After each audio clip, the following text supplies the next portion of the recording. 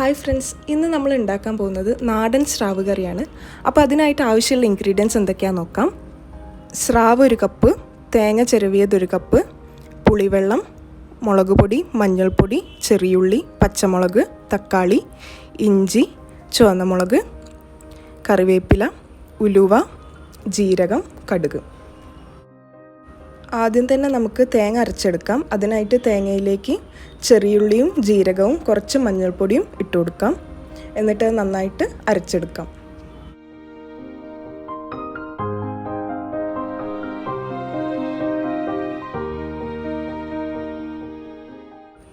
തേങ്ങ ഇപ്പോൾ നന്നായിട്ട് അരച്ചിട്ടുണ്ട്. ഇനി അതിന് ശേഷം നമുക്കൊരു ചട്ടി എടുക്കാം. അതിലേക്ക് കുറച്ച് എണ്ണ ഒഴിച്ചു കൊടുക്കാം. എണ്ണ ചൂടായാൽ അതിലേക്ക് ഉലുവ ചേർത്ത് കൊടുക്കാം. അത് കഴിഞ്ഞാൽ അതിലേക്ക് പച്ചമുളകും ഇഞ്ചിയും ചെറിയുള്ളിയും ചേർത്ത് കൊടുക്കാം.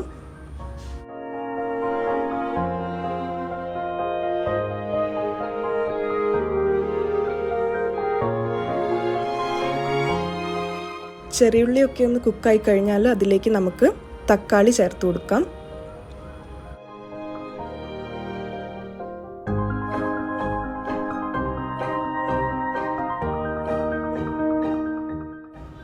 ഇനി ഇതിലേക്ക് മുളക് പൊടി ചേർത്ത് കൊടുക്കാം.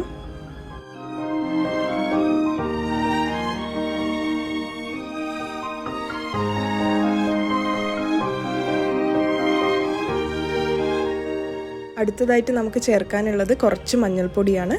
മഞ്ഞൾപ്പൊടി ചേർത്ത് നന്നായിട്ട് ഇളക്കിയതിന് ശേഷം അതിലേക്ക് നമുക്ക് പുളിവെള്ളം ഒഴിച്ചു കൊടുക്കാം.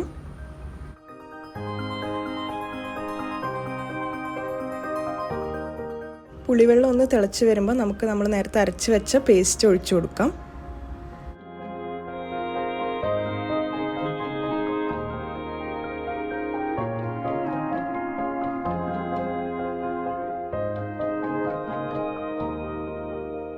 കറിയിലേക്ക് കുറച്ച് വെള്ളം കൂടെ ചേർത്ത് കൊടുക്കാം. ആവശ്യത്തിനുള്ള ഉപ്പ് നമുക്കിപ്പോൾ ഇട്ട് കൊടുക്കാം. കറി ഒന്ന് തിളച്ച് വരുമ്പോൾ നമുക്ക് മുറിച്ച് വെച്ച മീൻ ഇതിലേക്ക് ഇട്ട് കൊടുക്കാം.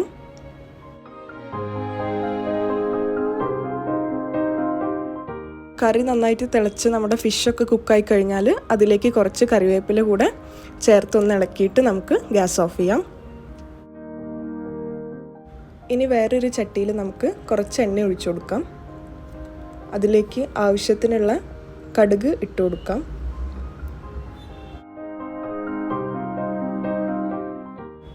കടുക് മുഴുവൻ പൊട്ടിക്കഴിഞ്ഞാൽ നമുക്കതിലേക്ക് ചെറുതായിട്ട് അരിഞ്ഞു വെച്ച ചെറിയുള്ളിയും ചുവന്ന മുളകും കറിവേപ്പിലയും ചേർത്ത് കൊടുക്കാം.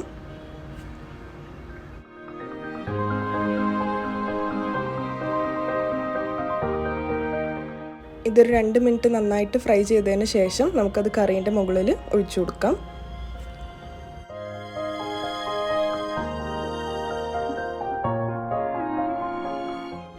ഇപ്പോൾ നമ്മുടെ നാടൻ സ്രാവ് കറി റെഡി ആയിട്ടുണ്ട്. എല്ലാവരും ഇതെന്തായാലും ട്രൈ ചെയ്ത് നോക്കുക. വളരെ സിമ്പിളായിട്ട് നമുക്ക് ഉണ്ടാക്കാൻ പറ്റും. അപ്പോൾ ഈ വീഡിയോ നിങ്ങൾക്ക് ഇഷ്ടപ്പെട്ടാൽ ലൈക്ക് ചെയ്യുക, കമൻറ്റ് ചെയ്യുക. ഈ ചാനൽ ആദ്യമായിട്ട് കാണുന്നവരാണെങ്കിൽ സബ്സ്ക്രൈബും ചെയ്യുക. അടുത്തുള്ള ബെൽ ബട്ടണും പ്രസ് ചെയ്യുക. അപ്പോൾ അടുത്ത വീഡിയോ ആയിട്ട് കാണുന്നത് വരെ ബൈ.